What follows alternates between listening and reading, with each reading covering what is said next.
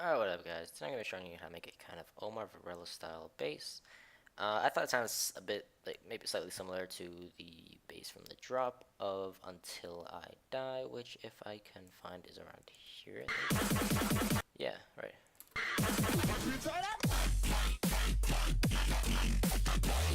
So it kind of sounds like this, at least to me it did anyways. So I'll show you what it sounded like, what the bass I made. So this is the bass that I finished making.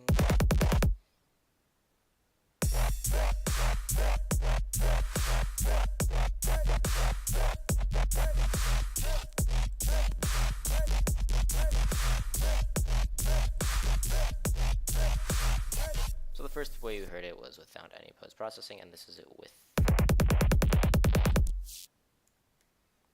So I purposely left that compressed tail in there. I actually like it on the sound. So I'll get right into showing you how it's made. It's not really that difficult. But anyway, so let's start off by opening a brand new serum. Alright, so after we open a new serum, we're going to open up oscillator B, and we're going to set it on analog, basic shapes, and leave it as a sine wave, but we're going to turn its oscillators down -2. -2. Okay, now we're going to take the volume of it, and we're going to turn it all the way down, and we're going to leave it like that for now. We're going to worry about the warping a bit, but now we're going to focus on oscillator A now. So we're going to take oscillator A, turn down 1 octave, so -1 octave, and we're going to take FM from B. But before we put our LFO on it, we're going to shape the LFO. So the LFO should be shaped a little bit, or this is the way I shaped it.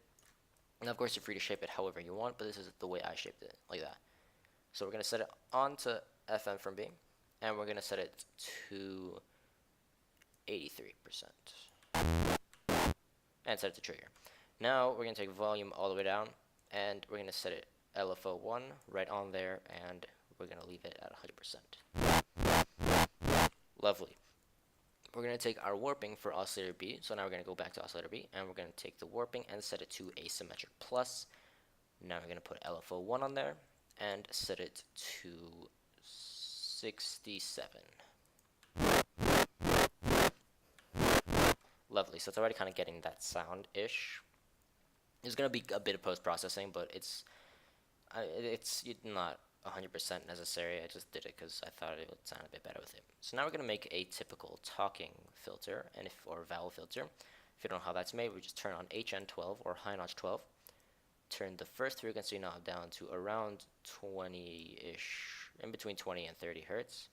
I'm gonna put it at around 23-ish. We're gonna set LFO 1 right on there, and we're gonna turn up just a bit over halfway. So it's a bit over 50%. So there we go. Now we're gonna take our frequency, or second frequency knob, set it to around 80%. In between 80 and 85 is where I normally set it, and turn this down also a bit under halfway. Now we're gonna take resonance. This resonance part is not typically done on a normal talking filter or a vowel filter. Normally you just set it at around there and leave it, but I'm gonna set it onto 60%, and I'm going to modulate it down around, let's go with around 30. Lovely. So that's the finishing part of that. So we're done with this section for now. Now I'm gonna move on to the FX. So turning on hyperdimension, we're gonna set the mix of the hyper down to around 18%. We're going to turn the size down of the dimension to around 4% and turn the mix up to around 30, in between 30 and 35%. Alright, cool. Now we're going to take our distortion, leave it on typical tube distortion, turn it up around 80%. Yeah, there's 79, it's pretty much 80. Right, now we're going to take our EQ, we're going to drag it up right under distortion, set it to peaking, or set our low ends to peaking, turn the gain up around, I'm going to set it to around 7.5-ish area, so 7.6 works. We're going to turn the Q down to around 40%, that's where I normally set it, and we're going to turn the frequency all the way down. Now we're going to take our LFO1, set it on frequency knob, and turn it just a bit under halfway. So I'm going to set it to in between 40 and 45. Lovely. So now we're going to take our compressor, move it up right under our EQ, and turn on multiband and turn the gain up just about 6 decibels-ish. So you can hear we pretty much have the sound. I'm gonna put a chorus on. Now you don't have to do this. I'm just gonna put a chorus on it because I kind of want the effect that the chorus can provide it with. So I'm gonna turn the rate all the way down. I always turn on BPM because I honestly don't know why. And I'm gonna set it to around 35-ish on mix. Now I didn't feel like the filter was giving it enough talk. So what I did, or enough vowels, what I did was I took another HN and did the same thing. Except this time I didn't modulate or automate. I didn't modulate the resonance. So around this time I'm gonna put the frequency up a bit higher, so 27, and right around there. Now same thing with here, except this time I'm gonna keep it on 80, and same thing, just a bit lower. Turn the drive up a bit, turn the frequency, turn the resonance up a bit, and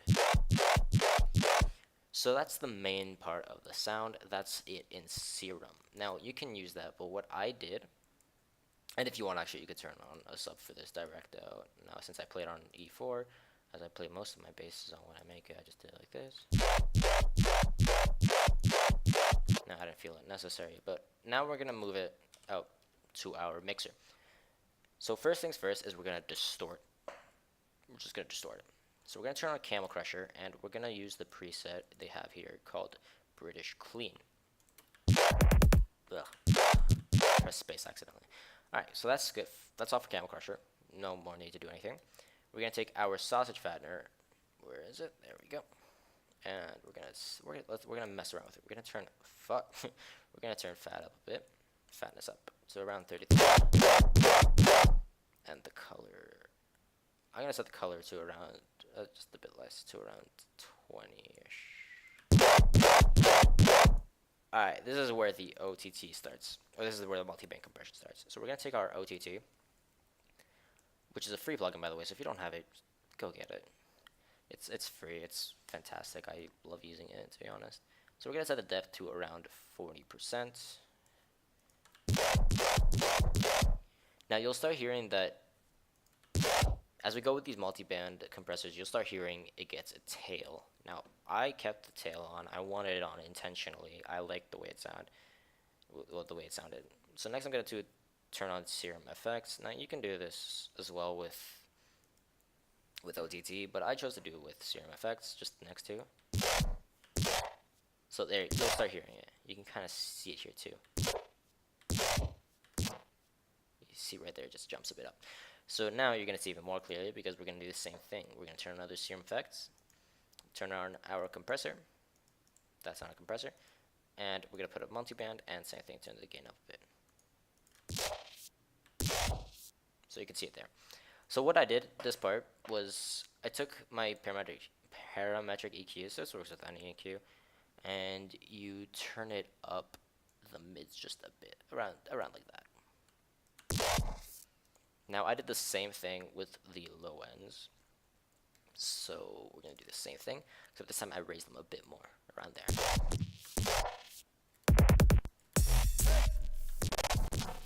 Rip my CPU. This is why you shouldn't hold 3 Chromes open at the same time with a bunch of tabs, but whatever. Now if it sounds too much like there's a bit of reverb, turn the hyper all the way down. And if that still doesn't solve your problem, it's because the chorus is on there.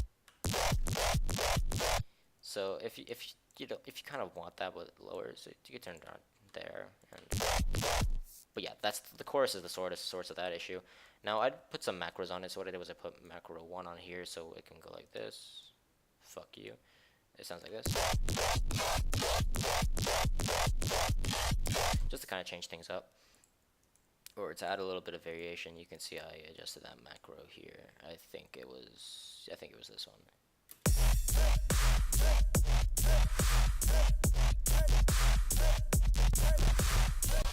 It should be this one. This one was rate, so this one was. So yeah, I kept it on 1/4 rate, but I put a macro on it to add some rate to it, just to make it so I can do it a bit faster and all that. So that's the base of the sound. That's the sound itself. There's not much more to it. I mean, otherwise it just sounds kind of weird, like you heard, of course.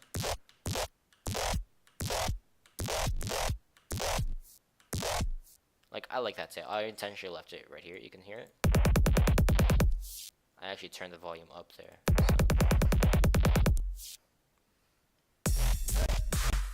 So you can hear I did it intentionally. I like it. If you don't like it, you could turn off the multiband compression. It won't be there anymore. So, but you probably have to do some. But you probably have to do some EQing with it, just because it sounds a bit. Actually, if I turn off the mid one. But yeah, you'll have to do some EQing with it. Otherwise, it might sound a bit kind of weird and like not as clean. So just mess around with that. If you don't like the tail, I liked it, so I left it. But yeah, that's the base. That's it. So comparing that to this one, I thought it sounded rather similar. I think this is the track.